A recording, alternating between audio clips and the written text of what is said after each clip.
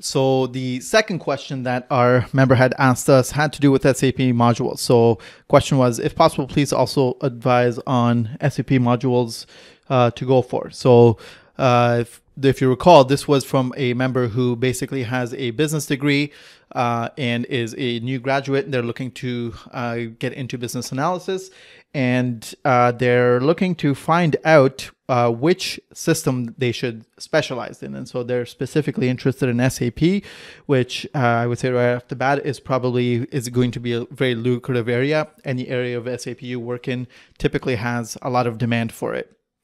But basically, this is a person with a commerce degree, and they want to specialize in one of the enterprise systems called SAP, and they're asking about which module really they should be specializing in.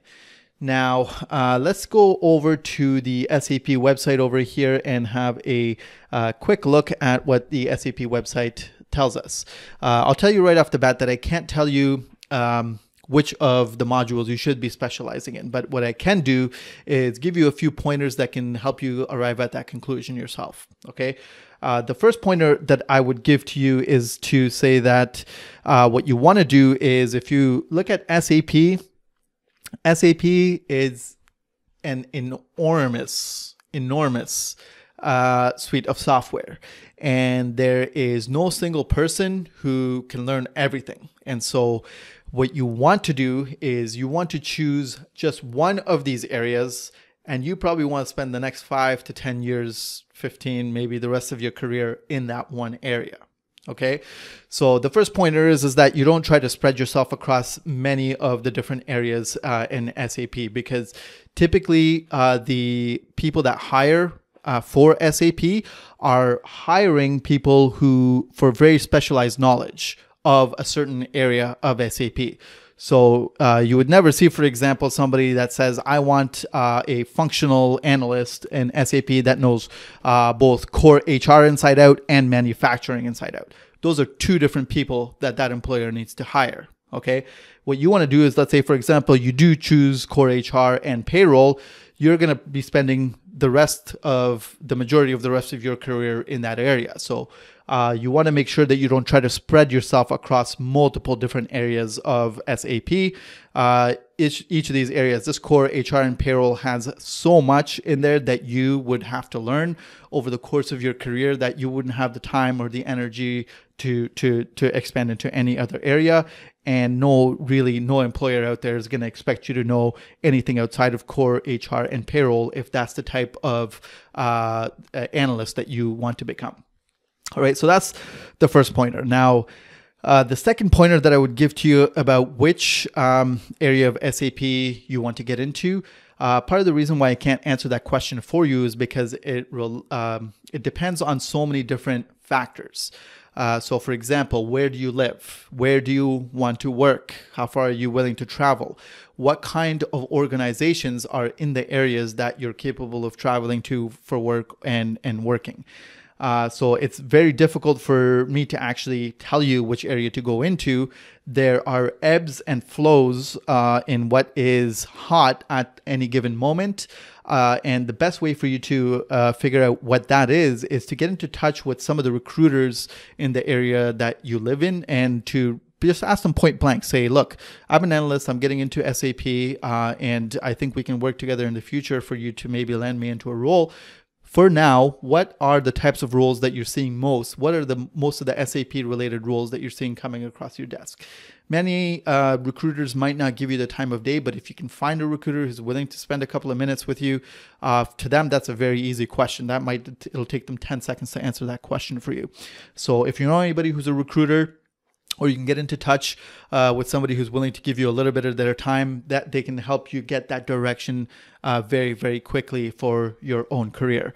If you're not capable of doing that, there are some other clever ways that you can try to figure that out on your own. So for example, if you can figure out what industry your city is most rooted in, that will give you a very good idea of what areas of SAP they may or may not be using.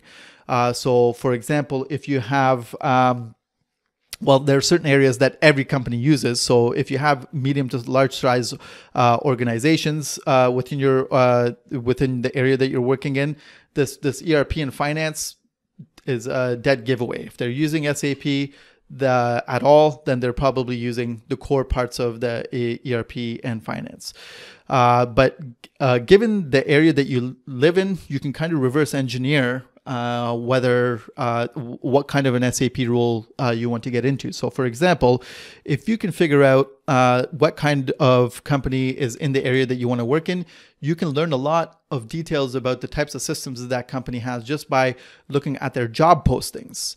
Right? If you look at the company's job postings and you know that they're hiring an SAP, let's say talent management business analyst or configurator or developer, you know for a fact that they either have that implemented or they're in the process of implementing that. And so you know right there that there's an opportunity for you to learn talent management and to possibly work for that employer sometime in the future. If you start to do those types of scans within your area, you can kind of get a really good sense of what types of systems which employers have, and then you can start to build your career strategy around that.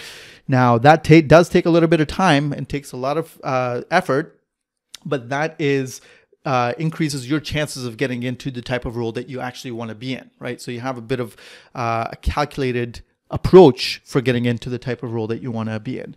The other source of information, and this is a very good source of information, is LinkedIn itself. If you go into LinkedIn and you search a company's name, and you find that company, oftentimes what it'll do is it'll show you a lot of the employees that work inside of that company.